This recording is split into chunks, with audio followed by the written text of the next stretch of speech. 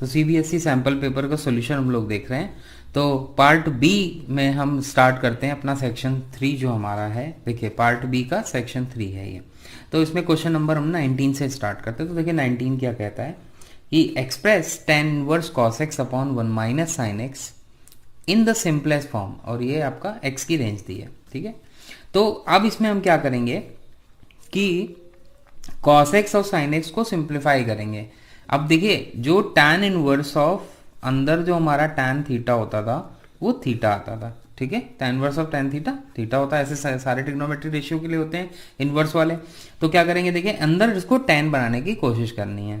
तो जो class 11th की ट्रिग्नोमेट्री उसका इस्तेमाल करेंगे। cos x को हम लिखेंगे cos square x by 2 minus sine square x by 2 divided by, अब देखिए ये फॉर्मूला कौन सा लगा है, ये cos 2x का फॉर्मूला लगा है, cos square x minus sine square x, ठीक है। तो एंगल हाफ हो जाएगा, तो हाफ एंगल प्रॉपर्टी। अब 1 को हम लिखेंगे cos square x by 2 plus sine square x by 2। इस तरह का एक्सप्रेशन आपको कई जगह मिलेगा। और साइन x को हम लिखेंगे 2 sine x by 2 cos x by 2। तो इस तरह का जो फंक्शन है ये आपको कई जगह मिलता है। जैसे इंटीग्रेशन में अगर मान लीजिए इसी को इंटीग्रेट भी करना हो तब भी एक क्वेश्चन बनता है, ठीक है। तो वहां भी हम करते हैं। तो tan इनवर्स, अब देखिए क्या हो जाएगा, tan इनवर्स ये इसको हम क्या करेंगे, A square minus B square, A minus B A plus B में ब्रेक कर लेंगे। तो क्या हो जाएगा, देखिए A minus B cos X minus X by sine X by 2 और हमारा cos X by 2 minus sine X by 2 divided, sorry plus हो जाएगा, ये एक प्लस हो जाएगा एक माइनस हो जाएगा, और ये क्या आ जाएगा cos x minus sine X by 2 का होल स्क्वायर, जैसा कि आपको दिख रहा होगा, ठीक है। a माइनस बी का होल स्क्वायर बनेगा। तो क्या हो जाएगा, देखिए tan इनवर्स, अब देखिए ये एक हमारा कैंसिल हो जाएगा। तो ऊपर देखिए क्या बचेगा, tan inverse of cos x by 2 plus sign X by 2 divided by cos x by 2 minus sine X by 2, ठीक है। अब क्या करेंगे, इसको tan बनाने के लिए हम ऊपर नीचे cos x बाई 2 से डिवाइड कर देंगे। तो क्या हो जाएगा, देखिए cos x बाई 2 से डिवाइड करोगे तो ये 1 हो जाएगा, और sin x by 2 upon cos x by 2 हो जाएगा आपका tan x by 2 divided by 1 minus tan x by 2, ठीक है। अब इसको हम क्या लिखेंगे, देखिए tan इनवर्स, इसको हम लिख सकते हैं tan pi by 4 plus tan x by 2 divided by 1 minus tan pi by 4 की वैल्यू 1 होती है, तो ये 1 into tan x by 2, tan pi by 4 into tan x by 2। तो ये देखिए फॉर्मूला हो गया tan a plus tan b divided by 1 minus tan a tan b। तो फॉर्मूला क्या होता है, tan inverse of this is tan a plus b। तो tan inverse of tan theta हमारा क्या हुआ, pi by 4 plus x by 2। तो ये डायरेक्टली हो जाएगा pi by 4 plus x by 2। इस तरह से क्वेश्चन आप सॉल्व कर सकते हैं। एक अनदर मेथड जो इसके सॉल्यूशन में दिया है वो भी मैं आपको बता देता हूँ। उसमें उसने क्या किया है कि cos x को उसने जो लिखा है वो sin 90 माइनस थीटा लिखा है, ठीक है। तो अब क्या करोगे, उसका एक हिंट दे देता हूँ, बाकी आप कर सकते हो। ये मैंने डिफरेंट बताया क्योंकि वो तो सोल्यूशन अवेलेबल ही है उसमें, तो कोशिश कर रहा हूँ कि जितने भी डिफरेंट पॉसिबल सोल्यूशन हो सकते हैं वो मैं आपको प्रोवाइड करूँ। तो sin 90 माइनस थीटा इसको लिख सकते हैं। तो sin pi by 2 minus x लिख लिया cos x को, और sin x को हमने लिख लिया 1 माइनस cos 90 माइनस थीटा, ठीक है। अब इसका हाफ एंगल फॉर्मूला ब्रेक करोगे तो देखो क्या हो जाएगा, tan inverse of 2 sine x theta by 2, theta क्या है pi by 2 minus X whole upon 2, pi by 2 minus X whole upon 2 और into cos pi by 2 minus X whole upon 2, ठीक है। इस तरह से ब्रेक कर सकते हैं, और नीचे भी हाफ एंगल फॉर्मूला जो होता है उसमें ब्रेक कर सकते हैं, तो उससे सिंप्लीफाई हो जाएगा ये, ठीक है, हाफ एंगल फॉर्मूला से। तो इसका क्या हो जाएगा, देखिए 1 minus cos pi by 2 minus x को क्या लिखोगे, 2 sine square pi by 2 minus x. तो एक साइन साइन कैंसिल हो जाएगा, वो टैन में कॉट में कन्वर्ट होगा, फिर उसके बाद उसको टैन में कन्वर्ट करेंगे again by applying 90 minus theta, ठीक है। तो वो आसानी से आप कर सकते हो। Otherwise this method is good, क्योंकि ये आपको बहुत जगह इस्तेमाल करना होगा, इसलिए मैंने ये मेथड आपको बताया हुआ है। नेक्स्ट क्वेश्चन की तरफ हम लोग बढ़ते हैं। देखिए ध्यान से समझते हैं इसको, क्योंकि मैट्रिसेस भी अपने आप में बहुत ही इंपॉर्टेंट टॉपिक है और उसके क्वेश्चन आते ही आते हैं, काफ़ी वेटेज है उसका। तो देखिए question number 20, if A is a square matrix of order 3। एक बात मैं आपको और बता दूं, मैंने इसका सेक्शन 1 जो है अलग से सॉल्व किया है, तो मैं सेक्शन वाइज इसके सॉल्यूशन आपको प्रोवाइड कर रहा हूं, तो उसको भी आप देखिए। उसमें क्योंकि एक दो आंसर में डाउट था एक दो आंसर्स मेरे ख्याल से उसमें इनकरेक्ट हैं, तो उसको आप देख सकते हैं कि किस तरह से मैंने उसका सोल्यूशन बताया हुआ है। और हर सोल्यूशन में आपको एक्सप्लेनेशन मिलेगा जिसमें मैंने हर एक चीज़ एक्सप्लेन की है ठीक से डिटेल में, ठीक है। तो यहाँ भी वही काम कर रहा हूँ कि सारे एक्सप्लेनेशन मैं आपको प्रोवाइड करूंगा। If A is a square matrix of order 3, तो पहले देखो नोटिस कर लिया करो, ए 3x3 है, such that A square equal to 2a। वो कह रहा है कि find the value of determinant A. Determinant A की वैल्यू आप किस तरह से निकालेंगे, तो देखिए फाइंड डिटर्मिनेंट ए, ठीक है। तो ए स्क्वायर आप जानते हो, तो दोनों तरफ हम डिटर्मिनेंट लेंगे तो देखिए क्या आएगा, ए स्क्वायर का determinant equal to 2 determinant A. अब देखो ये कभी भी मत करना कि कांस्टेंट को बाहर निकाल लेना, क्योंकि डिटर्मिनेंट की प्रॉपर्टी होती है कि 2 से मल्टीप्लाई होगा। तो कैसे मल्टीप्लाई होगा आपको याद होगा, रो या कॉलम इस तरह से हम देखते हैं ना। तो ए इंटू ए लिख सकते हो ए स्क्वायर को, और देखो 2a को क्या लिख सकते हो। अब देखो मेरी बात समझो, ए एक डिटर्मिनेंट है आपका, उसका मल्टीप्लाई होगा 2 में, तो ए एक डिटर्मिनेंट है, तो डिटर्मिनेंट इस तरह का होगा। मल्टीप्लाई कैसे करते हो, तो जितना ऑर्डर है आपका ए का ऑर्डर कितना 3x3, तो 2 का क्यूब बाहर आएगा, ठीक है। या तो रो में करोगे या कॉलम में करोगे, तो 2 क्यूब डिटर्मिनेंट ऑफ ए, और ये क्या होगा determinant A into determinant A equal to this is 8 times determinant A. अब एक गलती और मत कर देना कि डिटर्मिनेंट ए को कैंसिल कर देना। जब भी आपको इक्वेशन मैंने सॉल्व करना बताया होगा तो इस तरह से मैं कभी नहीं करता हूं कि कैंसिल कर दिया। आपको क्या करना है, इसको उधर लेके आना है। तो determinant A into determinant A minus 8 times determinant A. Determinant A आपका कॉमन आ जाएगा, determinant A minus 8 equal to 0। अगर आप लिखना चाहो तो इसको क्या लिख सकते हो, मान लो अगर डिटर्मिनेंट ए को x मान लिया तो x square equal to 8x होगा ना, तो इसके फैक्टर कैसे करोगे, इसको उधर ले जाओगे, कॉमन ले लोगे। तो आंसर क्या आ जाएगा, डिटर्मिनेंट ए या तो 0 होगा या फिर डिटर्मिनेंट ए की वैल्यू 8 होगी, ठीक है। इस तरह से करना होगा क्वेश्चन, ठीक है। अब हम नेक्स्ट बढ़ते हैं। देखिए नेक्स्ट क्वेश्चन हमारा क्या कह रहा है, तो ये क्वेश्चन आपको, ये जितने मैं क्वेश्चन करवा रहा हूं ये आपको एक हिंट भी दे रहा है कि हमको फ्यूचर में कैसे क्वेश्चन को अटेम्प्ट करना है, ठीक है। इसी तरह से अटेम्प्ट करोगे, इसी तरह से लिखोगे, तभी आपको फुल मार्क्स मिलेगा, ओके। अदरवाइज बहुत मुश्किल होता है, बोर्ड में मार्क्स बहुत कटते हैं, ठीक है। अगले क्वेश्चन की तरफ हम लोग बढ़ते हैं। देखो क्या कह रहा है, और वाला पार्ट मैं करने जा रहा हूं। ए की वैल्यू हमारा है, देखो क्वेश्चन नंबर 20 हमारा चल रहा है। तो अगर ए की वैल्यू हमारी है 3 - 1 1 2, show that A square minus 5a plus 7i equal to 0। तो ए हमारा 2x2 का है, तो जो i लिखा है ना ये भी हमारा 2x2 का है, ठीक है। Hence find A inverse. तो इस तरह का क्वेश्चन अब देखिए हमारा 3 ऑर्डर में भी आ सकता है, मतलब जो मैट्रिक्स का ऑर्डर 3x3 हो तब भी आ सकता है और 2 में भी आ सकता है। तो चलिए करते हैं इसको, क्वेश्चन को। देखिए क्या होगा, सबसे पहले आपको ये इक्वेशन लिख लेनी है, ठीक है। या फिर आप क्या कर सकते हैं, ए की वैल्यू आपको पता है, ए स्क्वायर कैलकुलेट कर लो। तो ए स्क्वायर क्या होगा, ए इंटू ए, तो उसको लिखो 3 - 1 1 2 इंटू 3 - 1 1 2। मल्टीप्लाई करिए, ध्यान से मल्टीप्लीकेशन ध्यान से करना चाहिए। 3 3 9 माइनस 1 8 हो गया, ठीक है। और 3 1 3 1 2 2, कितना हो गया 5 हो गया।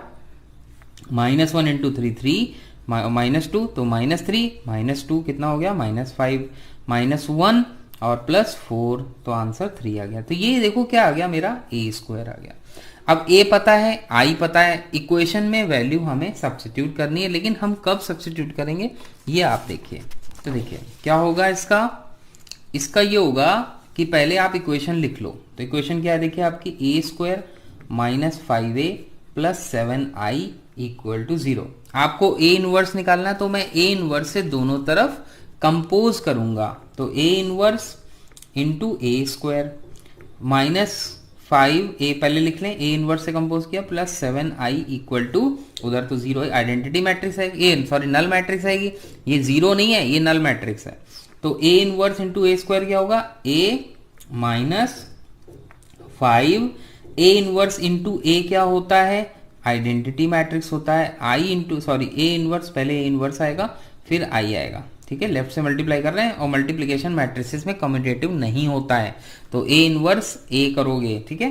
तो ए माइनस 5 टाइम्स ये क्या हो गया, आई हो गया, प्लस 7 ए इनवर्स इंटू आई क्या होगा, ए इनवर्स होगा इक्वल टू 0। तुम्हें ए इनवर्स की वैल्यू कैलकुलेट करनी है ना, तो ए इनवर्स की वैल्यू क्या हो जाएगी, इसको उधर ले जाओगे तो माइनस ए हो जाएगा और प्लस 5i हो जाएगा, ठीक है, और डिवाइडेड बाई 7 हो जाएगा, क्योंकि 7 एक कांस्टेंट है तो मैंने इस तरह से लिख लिया। तो 1/7। अब देखो ए क्या है हमारा, ए मैट्रिक्स क्या है, ए मैट्रिक्स कहाँ थी, 3 -1 1 2, तो ये वैल्यू रख दो यहाँ पर 3 -1 1 2, ये हो गया आपका ए, और प्लस 5i, तो देखो आई क्या हो गया 1001। तो इसको सिंप्लीफाई कर लेते हैं, ये हमारा एक ब्रैकेट हमें लगाना पड़ेगा, ठीक है, क्योंकि 1/7 हमारा पूरा बाहर है।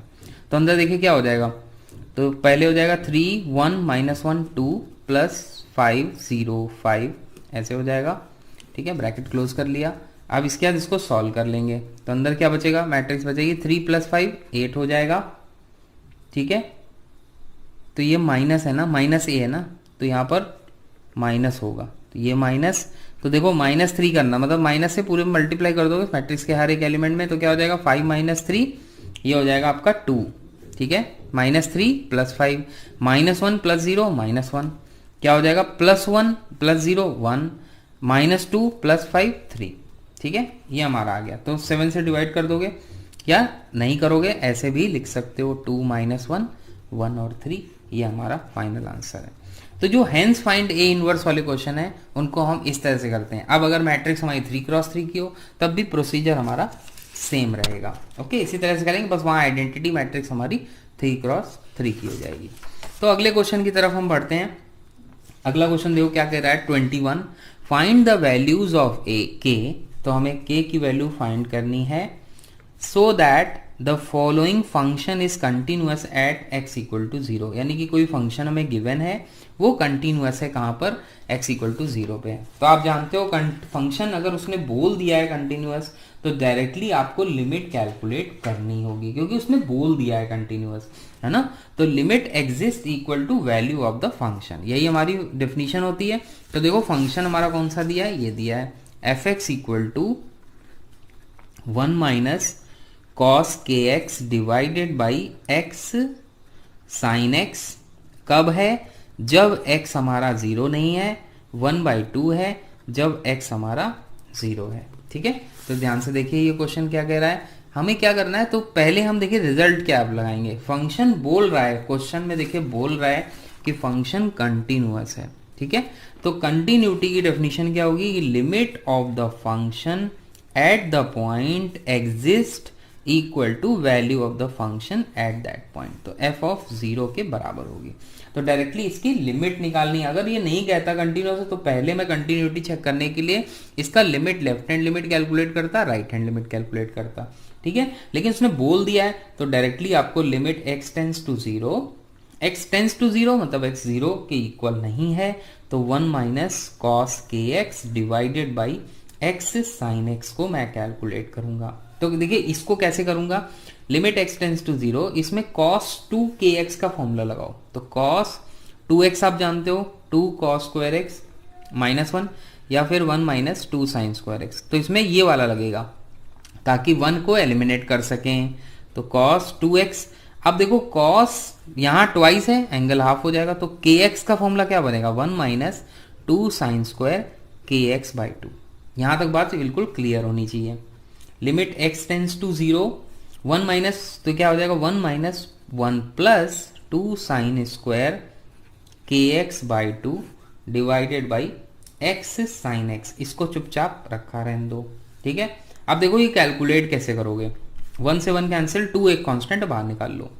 अब इसको ऐसे लिख लो, sin kx/2 इसका होल स्क्वायर, ठीक है। बाई में यहां कुछ मत रखो, यहां पर रख लो x sin x, और लिमिट हमारा क्या है, x टेंस टू 0 है, तो 2 हमारा कांस्टेंट। अब देखो इसको हमें बनाना है, तो यहां पर एक रिजल्ट अप्लाई होगा, limit x tends to 0 sin x divided by x = 1। तो यहां पर kx/2 है तो मुझे kx/2 यहां चाहिए, लेकिन जब तुमने kx/2 यहां लिखा तो बाहर जब तुम मल्टीप्लाई करोगे तो स्क्वायर होके मल्टीप्लाई करोगे, तो kx/2 का होल स्क्वायर, ठीक है।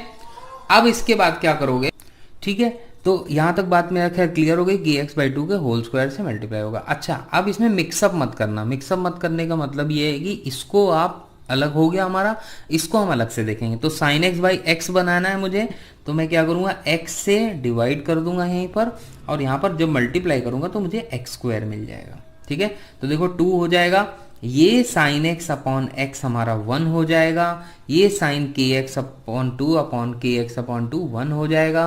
तो 1 अपॉन एक्स स्क्वायर, अब देखो क्या क्या बचा आपके पास, के स्क्वायर बचा यहाँ का, बाई 4 बचा, इंटू एक्स स्क्वायर बचा, और नीचे भी एक्स स्क्वायर बचा, तो ये कैंसिल हो गया। तो क्या हो जाएगा, देखिए 2 से 4 कैंसिल, यानी कि ये वैल्यू आपकी आ जाएगी के स्क्वायर बाई 2।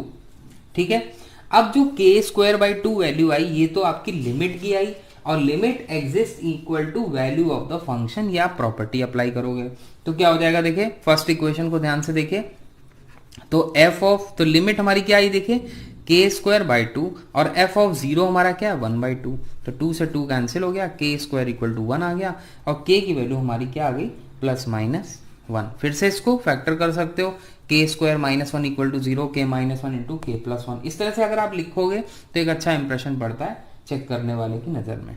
ओके, अगला क्वेश्चन की तरफ बढ़ते हैं। क्वेश्चन नंबर 22 देखते हैं। y इक्वल टू हमारा कर्व दिया है, तो कह रहा है find the equation of the normal, एक नॉर्मल की इक्वेशन निकालनी है, सच दैट जो कर्व है हमारा y equal to X plus 1 over X, x is greater than 0 perpendicular to the line, मतलब नॉर्मल इस लाइन के परपेंडिकुलर है, तो इसका मतलब नॉर्मल का स्लोप और इस लाइन के स्लोप का प्रोडक्ट इक्वल टू -1। यही हमारा कॉन्सेप्ट होता है दो परपेंडिकुलर लाइन का, नॉर्मल भी एक लाइन है और ये भी एक लाइन है। तो देखिए कैसे इसका स्लोप निकालेंगे, जस्ट डिफरेंशिएट कर देंगे, तो डिफरेंशिएट करेंगे तो x का 1 अपॉन एक्स का 1 बाई एक्स स्क्वायर। तो देखिए क्या हो जाएगा, ये तो स्लोप किसका आया, टेंजेंट का स्लोप आया। नॉर्मल का स्लोप आपको पता होगा -1 upon d y over d x, तो यहां लिखोगे slope of the normal, slope of the normal. Board exam में आपको हर चीज लिखनी होगी एग्जैक्टली, है ना, क्लियर। तो -1 upon 1 minus 1 upon x square, ये आपका स्लोप आ गया नॉर्मल का। और इस लाइन का स्लोप क्या है देखिए, तो कैसे निकालोगे, -4y equal to -3x plus 7, y equal to हो जाएगा -3 अपॉन -4, तो हो जाएगा 3 अपॉन 4x और -7/4। तो आप कंपेयर करोगे तो m की वैल्यू आपको मिल जाएगी, मतलब जो स्लोप होगा लाइन का, तो इसको m1 नाम दे दिया, 3 अपॉन 4 आ जाएगा। ठीक है, इसके बाद हम क्या करेंगे, जो नॉर्मल का स्लोप है, slope of normal into slope of line equal to -1, तो क्या हो जाएगा, slope of normal -1 upon 1 minus x square into slope of the line क्या है 3 अपॉन 4 है, इक्वल टू -1 है। तो ये अब हम इससे हमें क्या सॉल्व होगा, x सॉल्व हो जाएगा, -1 और -1 कैंसिल हो जाएगा, ये चीज उधर चली जाएगी, ये ऐसे ही रहेगी, 3/4 equal to 1 minus 1 upon x square. 1 upon x square को इधर शिफ्ट कर लो और 3/4 को उधर करोगे तो 1 माइनस 3 अपॉन 4 1 अपॉन 4 हो जाएगा। इसको सिंप्लीफाई करोगे एक्स स्क्वायर इक्वल टू 4 आएगा, x इक्वल टू +-2 आएगा। क्वेश्चन को ध्यान से पढ़ो, वहां पर कह रहा है x greater than equal to 0, इसका मतलब x की -2 वैल्यू आपको नहीं लेनी है, तो x इक्वल टू 2 लेना है सिर्फ। तो एक तो आपको एक कोऑर्डिनेट आ गया x इक्वल टू 2, अब x इक्वल टू 2 पे आप y की वैल्यू निकाल लोगे, उससे आपको पॉइंट पता लग जाएगा जिस पर आपको नॉर्मल निकालना है, क्योंकि नॉर्मल निकालोगे तो नॉर्मल के लिए आपको पॉइंट पता होना चाहिए। ठीक है, तो आपका क्या हो जाएगा, देखिए ये कितना हो जाएगा आपका x इक्वल टू 2 जैसे ही आप रखोगे तो y इक्वल टू 2 + 1 अपॉन 2 कितना हो जाएगा, ये 2 to the 4 answer 5/2, y equal to 5/2। इसका मतलब 2, 5/2 वो पॉइंट है जिस पर आप नॉर्मल कैलकुलेट कर रहे हो। ठीक है, और नॉर्मल का स्लोप आप कैसे निकालोगे वो मैं आपको बताता हूं। ठीक है, नॉर्मल का स्लोप हम फाइंड करेंगे, फिर उसके बाद हम क्या निकालेंगे, इक्वेशन निकालेंगे। ठीक है, तो नॉर्मल का स्लोप हमारा क्या था, देखिए -1 अपॉन 1 माइनस एक्स स्क्वायर। जैसे ही आप x की वैल्यू कितनी रखोगे, x की वैल्यू आप 2 रखोगे, क्योंकि x आपने 2 निकाला है, तो 2 स्क्वायर 1/4 हो जाएगा, 1 माइनस 1/4 3/4 और 4 ऊपर चला जाएगा -4/3। इसका मतलब जो स्लोप आया नॉर्मल का m2 वो हमारा -4/3 आ गया। तो ये नोटेशन आप कोई भी लिख सकते हो, मैंने m2 दे दिया, आप कोई भी ले सकते हो, क्योंकि m1 में पहले यूज कर चुका हूँ। तो y minus y1 equation of normal क्या होता है, y माइनस y1 मतलब 5/2 into slope 4 minus 4/3 x minus x1 हमारा 2 है। ठीक है, इसको बस सिंप्लीफाई करना, तो कैसे करोगे, देखो 2y minus 5 divided by 2 equal to -4x plus 8 divided by 3।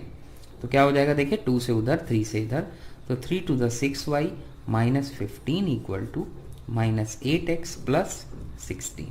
Simplify कर लोगे 8x प्लस 6y, क्योंकि 8x उधर जाएगा और 15 उधर जाएगा, तो 16 और 15 कितना होता है, 6 5 11 31। तो ये हमारा आंसर आ गया 8x plus 6y equal to 31। ये हमारी क्या आ गई, नॉर्मल की इक्वेशन। तो बहुत ही इंपॉर्टेंट क्वेश्चन था ये वाला।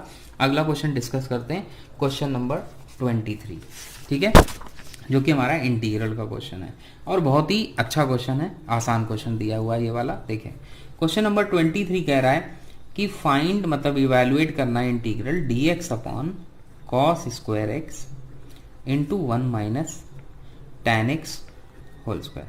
देखो जब भी इस तरह के क्वेश्चन हो तो आपको एक चीज ये सोचनी है कि इसको तो आप होल स्क्वायर ओपन नहीं करोगे, ठीक है, उससे कोई फायदा नहीं होगा। तो ये चीज ऊपर जाके क्या हो जाएगी, sec square x dx divided by 1 minus tan x whole square.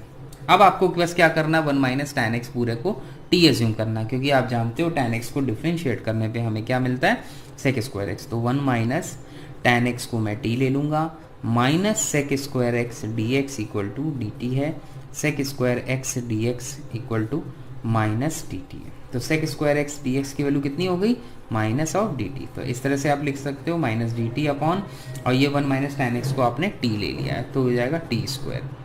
तो इसका इंटीग्रल देखिए क्या होगा, माइनस, तो क्या हो जाएगा माइनस इंटीग्रल ऑफ टी की पावर माइनस 2 डी टी, और इसका होता है माइनस टी की power minus 2 plus 1 that is minus 1 divided by minus 1 plus a constant of integration.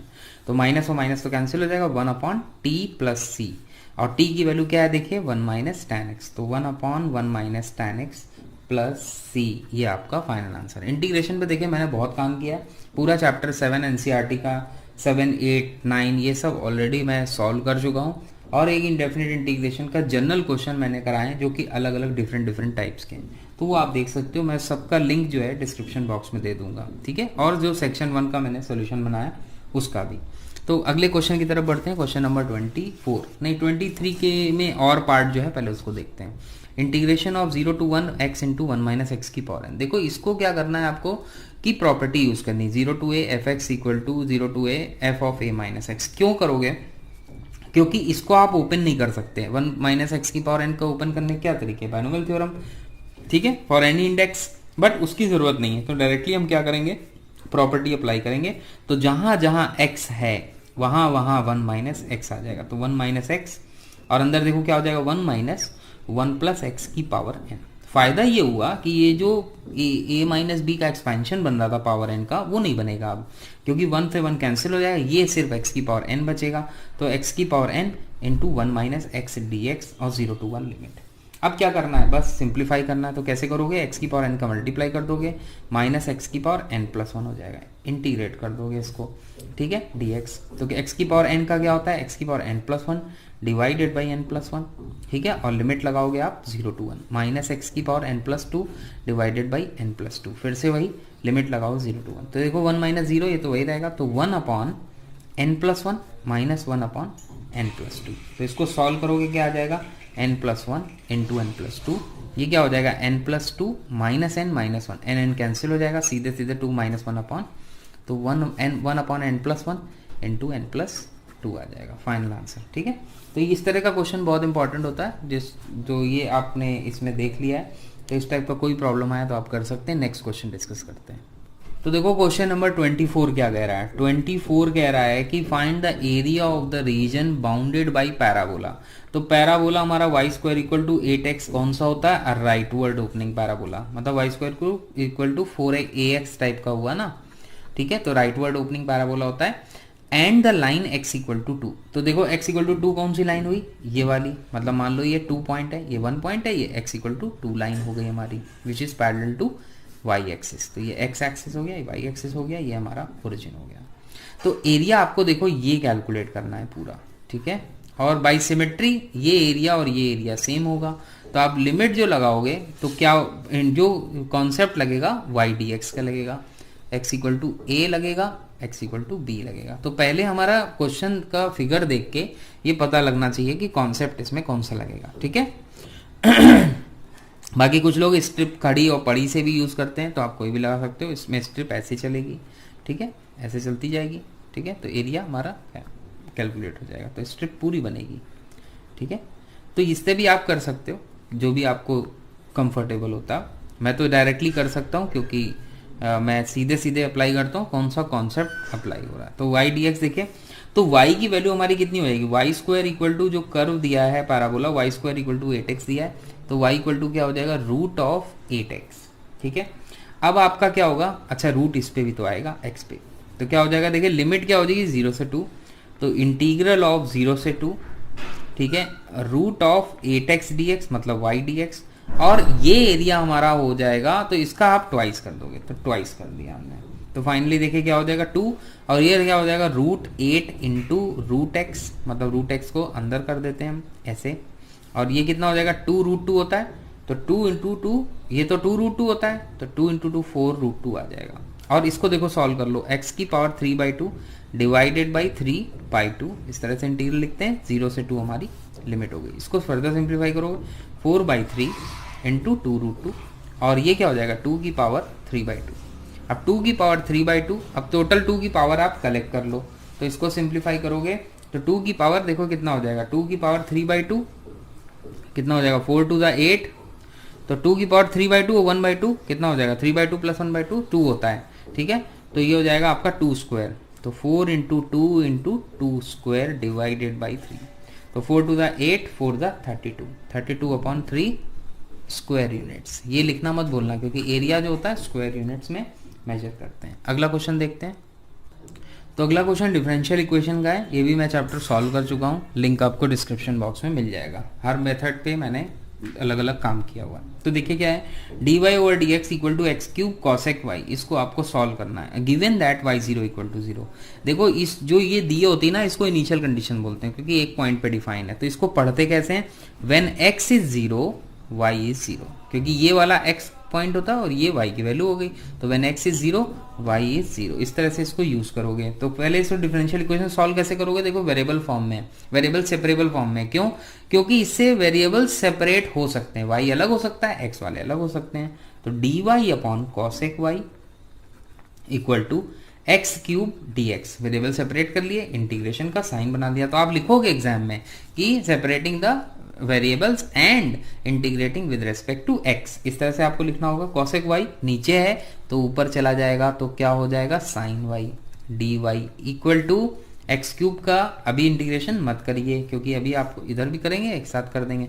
तो साइन वाई का इंटीग्रल क्या होता है minus cos y, x cube का क्या होगा एक्स की power 4/4 plus a constant of integration. अब देखो जो इनिशियल कंडीशन दी वो इसमें हम सब्स्टिट्यूट कर देंगे, जैसे ही रखेंगे आपको सी कांस्टेंट की वैल्यू निकल आएगी। तो y 0 x 0, देखो दोनों ही 0 हैं, तो cos 0 क्या होता है 1 होता है, और ये 0 हो जाएगा, c की वैल्यू आपकी कितनी आ गई -1, तो इसका यूनिक सोल्यूशन हो गया। ये भी आप समझ लो, मैंने इस पे भी डिस्कस किया है वीडियोज में कि c की वैल्यू 1 आ गई तो उसको हम कहेंगे कि यूनिक सोल्यूशन हो गया। अगर c की वैल्यू 2 आ गई तो 2 सोल्यूशन, c की वैल्यू इन्फाइनाइट आ सकती है तो इन्फाइनाइटली मैनी सॉल्यूशंस हो जाएगा। ठीक है, तो अब आपके पास c की वैल्यू आ गई, c की वैल्यू यहाँ सब्स्टिट्यूट कर दीजिए, you will get a solution. तो minus cos Y equal to X की पावर 4/4 प्लस 1, सॉरी प्लस 1 नहीं होगा -1 होगा। तो ये आपका फाइनल आंसर हो गया। अब चाहे तो आप माइनस से मल्टीप्लाई कर सकते हैं, तो जो आपके सैंपल पेपर सोल्यूशन है वो मैच कर जाएगा 1 माइनस एक्स की पावर 4/4। वैसे आप यहाँ भी छोड़ सकते हो, लेकिन इसके पहले नहीं छोड़ सकते क्योंकि उसने इनिशियल कंडीशन दी है, तो आपको सी की वैल्यू तो इवेल्युएट करनी ही पड़ेगी। ऑलराइट, तो क्वेश्चन नंबर 26 देखते हैं। Find the area of the parallelogram whose one side and a diagonal represented by co-initial vectors। तो इसमें हम डायरेक्टली फॉर्मूला देते, तो ए हमारा जो एक वन साइड दी है ए वेक्टर वो दिया है आपका i - j प्लस k। ठीक है, अब हमें क्या करना होगा, तो कैप लगा देते हैं। तो अब हमारा डायगोनल जो दिया है वेक्टर वो कितना दिया है, देखिए 4i + 5k। ठीक है, वो कह रहा है एरिया निकालो, तो एरिया देखिए कैसे निकलेगा, a प्लस आपका हो गया a plus b equal to d, तो a plus b equal to हमारा d वेक्टर हो जाएगा, और b वेक्टर हमारा क्या होगा देखिए d माइनस a। ये क्यों हुआ आपको सोचना है क्योंकि मैं बता चुका हूं कई बार इसको।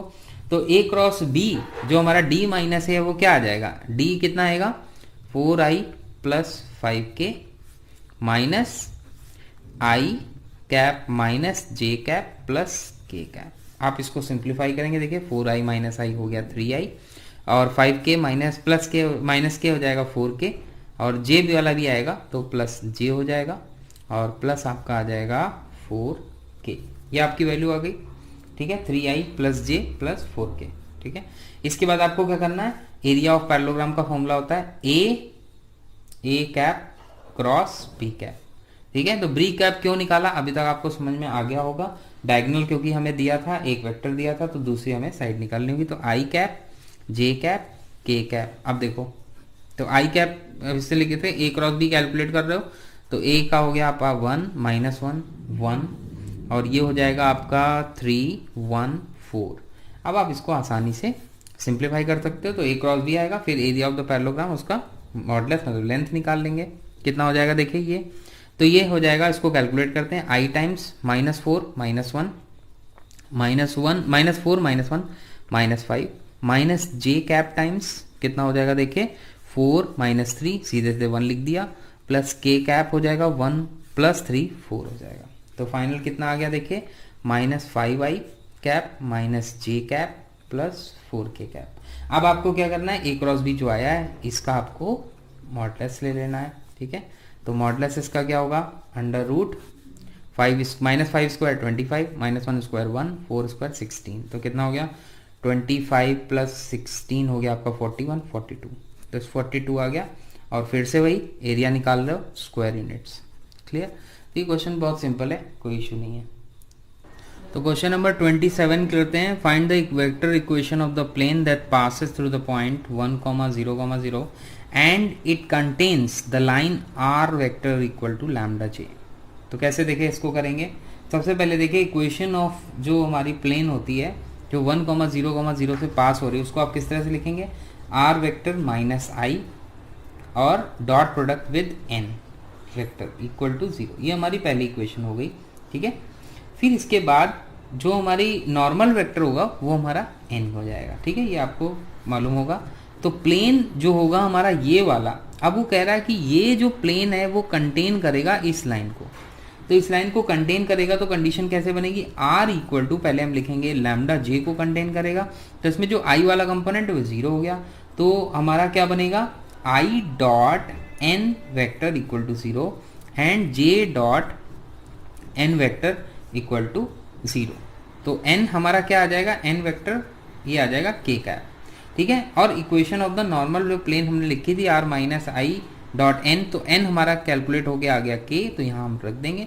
तो r minus i, r vector minus i cap dot n cap, n कितना है k है इक्वल टू 0, और इसको सिंप्लीफाई करोगे तो r vector dot k cap equal to 0। तो ये हमारी इक्वेशन आ गई।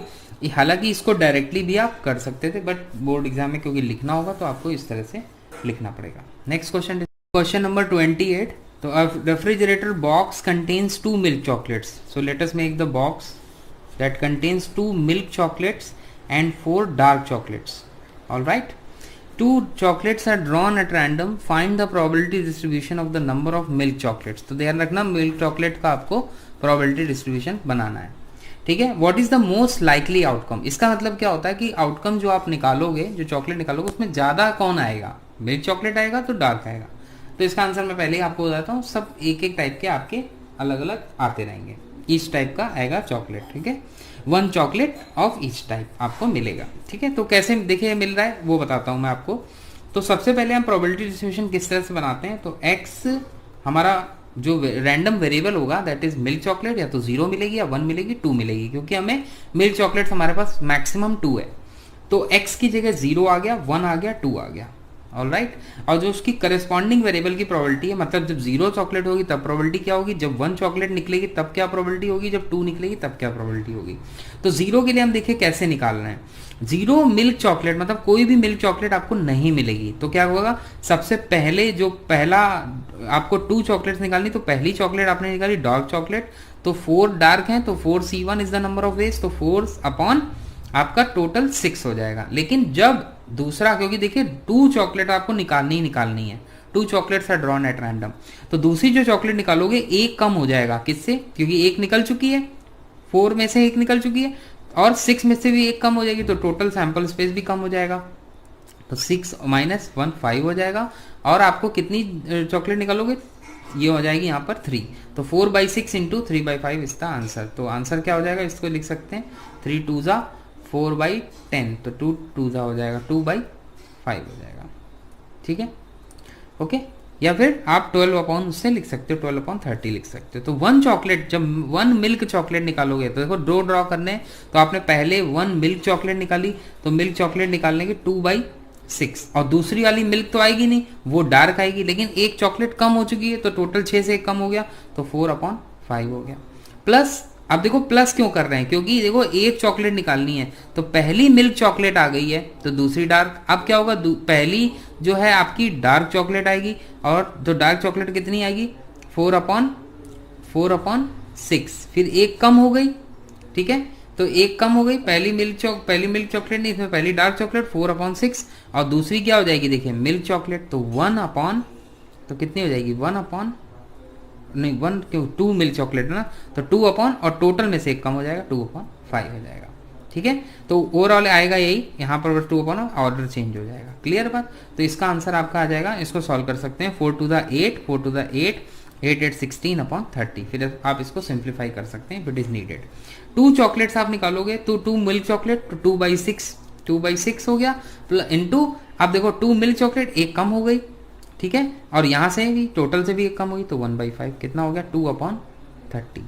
ठीक है, ये हमारा फाइनल आंसर। फिर इसके बाद वाला जो क्वेश्चन है वो भी बड़ा इंपॉर्टेंट है, और बहुत आसान क्वेश्चन होते हैं इस टाइप के, तो उनको देखते हैं।